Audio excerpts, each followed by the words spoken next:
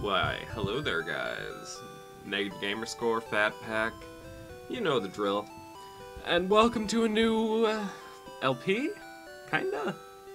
And welcome to my post-commentary run-through of Yellow, where I kinda tell stories and reminisce about good times. Now, I'm sure you're asking to yourself, you're saying, Phatpack, you maroon. Why are you doing post-commentary? Did the recording fail? Did the moon hit Termina? I'm out of cataclysmic things. But, my dear viewer, no. This was done on purpose, and this is how I'm going to do the series. Why? I want to focus on telling stories, not just playing the game, so I'm doing it post-commentary. So, welcome to Pokemon Yellow, the game that's made me a gamer, really. I grew up in I was born in 1991, and so I'm a kid of the 90s, a true kid of the 90s, not like 1998 like my sister. She's not a kid of the 90s, I don't care what anyone says. But, so, I grew up with a SNES.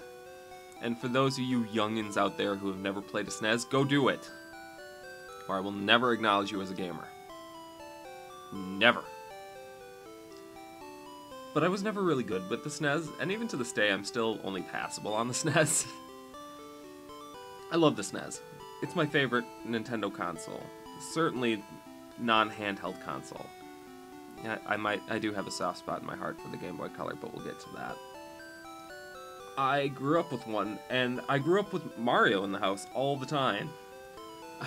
Every Mario game early on. I'm talking the first three right before World, because they weren't for me. My dad loves Super Mario 1, and he's better than me at it. To be fair, I'm not very good, but he would spend just all his free time when that game came out trying to speed through Super Mario Bros. 1 as quick as he could, getting really good at knowing where all the jumps are, all that stuff. Me, I enjoyed the game. I did. Little, like, what? 2-year-old Phatpack?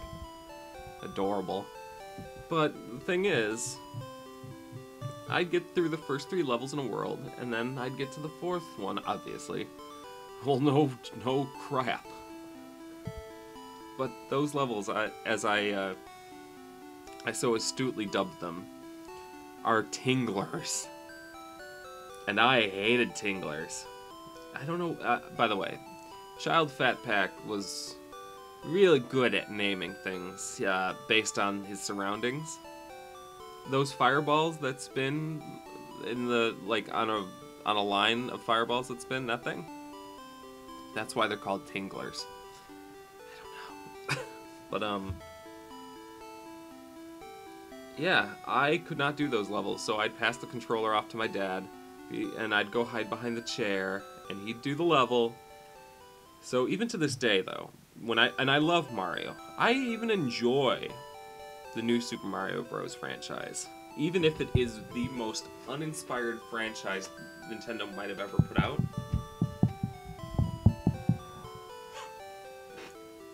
It's still a lot of fun to me. But no, I still suck at boss battles. Even if the Mario ones are easy, because they are very easy. But I just remember, oh, by the way, I forgot to mention, I almost forgot this potion. I decided to double back and grab it. That way no one can say, oh, Phatpack, you turkey, you forgot a potion. I'll be like, no bro. By the way, while I popped in the Pokemon Center and I grabbed that potion. Yeah, so when I play Mega Man, too, and I should really LP that at some point, because I am balls terrible. Here's where I grabbed the potion, I think. I am balls at it. By the way, don't get used to seeing the inside of a Pokemon Center. That's one of the things I snip it out of during editing. And let's grab one more potion. This is TK did a Nuzlocke run of blue, and this is a potion he forgot. So take that, TK. Take it all the way to the bank. So, Anyway, this is the game that made me a gamer. This is...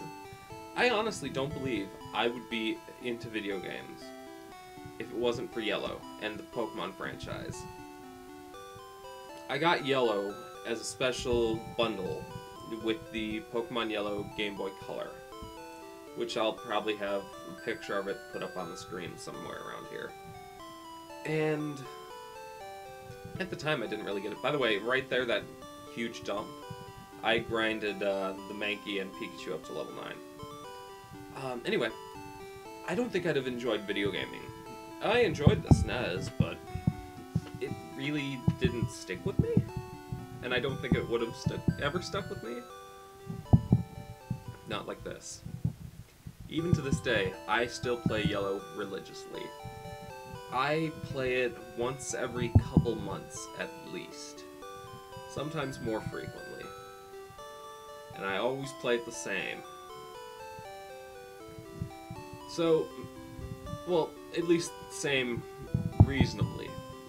See, originally when I played it, I never went and got that Mankey. I didn't know that patch of grass was there originally. I found out about it when I went to try the Elite Four. But when I first got Yellow, and mind you, I never played Blue and Red right away. I played Yellow first, which a lot of my Gen 1er friends, you know who those are, the Gen 1ers. I'm kind of a Gen 1er, but I don't think Gen 5 is the worst. In fact, Gen 5 is my favorite generation. Mechanically.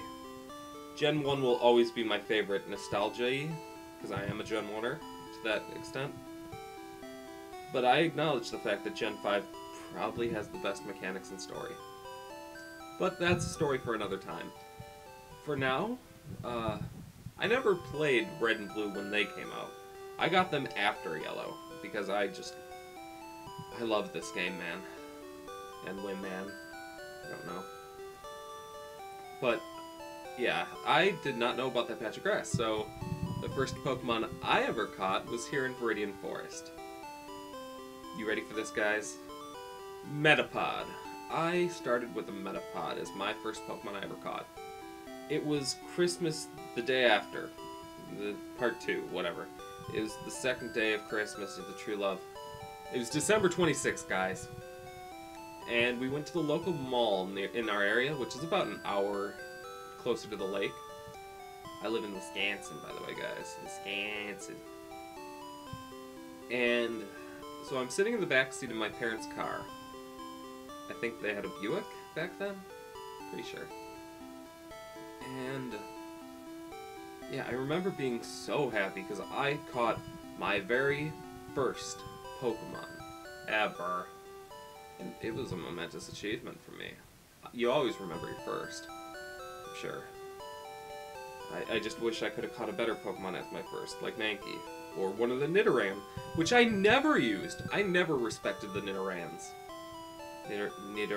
Nidos. The Nido clan. I never respected the Nido clan. In my later years here, now that I'm 22, go sing a Taylor Swift song. Now that I'm 22, and I've played, and I gotta say, man, the Nidos, especially Nidoking, is where it's at. And I would have one on my team, but I want to be at least close to my original team. However, there are things I will be doing that will be exactly like yeah, there's two major team things that I do different here. One is grabbing the Mankey early. I could grind up a Metapod up into a Butterfree using the Magikarp method, but I'm not going to do that because Metapod, if you just catch it, it only knows Harden. You have to raise it from a Caterpie for it to know anything else, and that's not that hard. It's just not what I did, and so I'm okay with losing a little bit of integrity on the doing what you did, because I'm not going to be doing everything I did. Because one of the things I did was replace Pikachu with Zapdos at the end, and I don't want to use the Legendary. So at this point, I've already lost the playing the game exactly as I did as a child thing. I'm going to be very close, but no. Let's Let's see, how close am I? Oh, yeah. So, when I played Pokemon Yellow, though, I would get to the end of the game with a team of Pokemon that were in their mid-30s. You know, I was lucky to have, oh, spoiler alert, guys, for, you know, a 15-year-old game.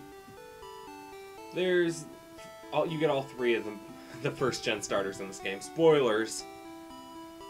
I was lucky to have any one of the three starters, and it was usually Charmander, up to a Charizard. But I was lucky to have any of them fully evolved.